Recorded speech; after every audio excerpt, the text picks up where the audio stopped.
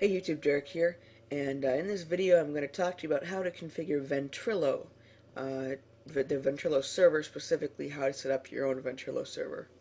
For those of you that don't know what Ventrilo is, it is an application that allows you to use, it's like an internet walkie-talkie, I guess. You need to have a microphone, and using a button on your keyboard or on your mouse in my example, you press a button and your microphone is enabled and you can talk to the people connecting.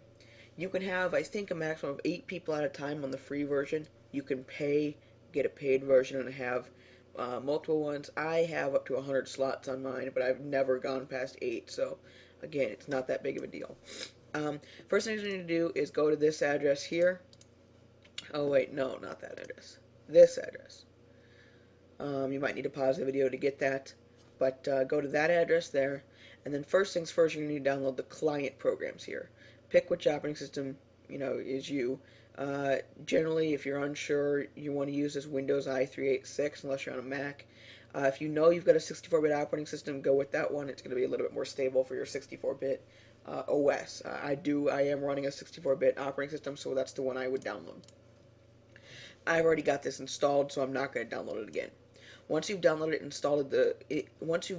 installed the client application, you're going to want to launch it.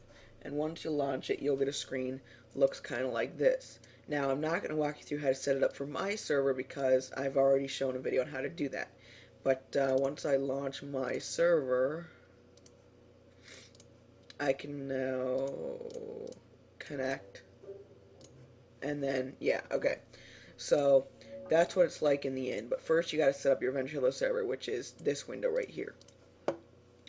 Then you're going to need to go back to that site and download under server programs the one that is for you.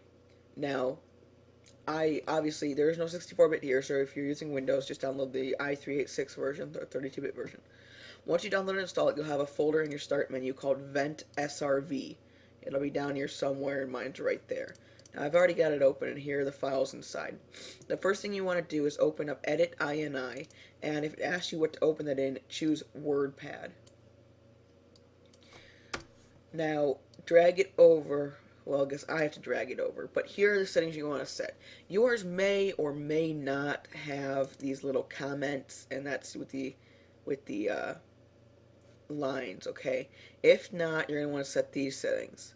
Public server details, the name will show up. So I said Geek the Geek Ventrilo server. The phone tech, I don't know how to pronounce that, but that's going to be pretty much the same. You're going to have to set up an admin password, which obviously I'm not showing mine here. The port is 3784. Max clients you may not have because, again, this is the higher end version. Disable quit should be 0. Auto kick should be 0. Auth should be 0. Duplicate should be 1. Password should be blank if you don't want to password protect your channel. Logon timeout 5. Ping rate 10. Send buffer 0. Receive buffer 0. Extra buffer 0. Voice codec should be 3. Voice format should be 5. Those are for better quality. Silent lobby should be 0. DIAG should be 0. Close STD should be 1. Timestamp should be 1. Then chan width should be 0. Channel depth should be 0. And chan client should be 0. Once you've got those all set up, save the file as that. Just hit save. Don't save it as don't rename it. Then you're going to want to launch this command prompt. Once you launch the command prompt, it didn't work. Oh, no, then you want to launch the Ventrilo Serve shortcut. And then it'll launch, and your server will be running. But no one's going to be able to connect to it yet. You got to go into your router settings, and I use a Netgear router, and this is what the, in quotes, smart wizard, the router manager looks like. You need to set up a port forward, so the so Ventrilo will work.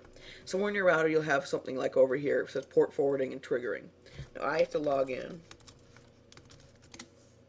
Oops. So I just logged in, and then obviously I was already at the page, but I'll just go and then port forwarding. Once you're at port forwarding, you then need to add a new one. So for server or add custom service, for example, for mine, service name, I said Ventrilo. It's going to be a TCP/UDP starting port should be 3784, ending port 3785, and the server IP address is going to be the IP address to your computer. You can find that in your Windows in your what is it called? Your network properties, whatever. Now, I really hate Windows Vista. I hate their network manager, whatever. So I don't exactly know where to find my IP address in here, but I know it because I've got a static IP address set. And then you're going to enter in that IP address there. Then when people want to connect for the server, when they open up the Ventrilo client, they're going to have to, when they add a new server, they have to put in the IP address that you have set up, so your server IP address. Now, if you want to get rid of that, you can go to this website called noip.org. No, noip.com. Sign up, set up a new it's like a new host name or something. It's pretty much masks your IP address if you want to do that, but you don't have to. That's an additional step I'm not going to show you how to do. It's not required.